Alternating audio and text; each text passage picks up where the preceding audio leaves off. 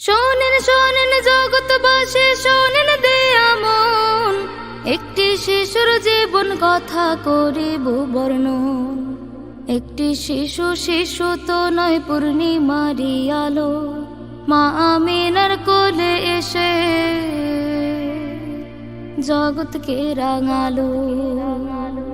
জন্ম যেদিন হলো শিশুর মা আমিনার ঘরে, পিতামহ মুত্তালিবের খুশি কি আর ধরে।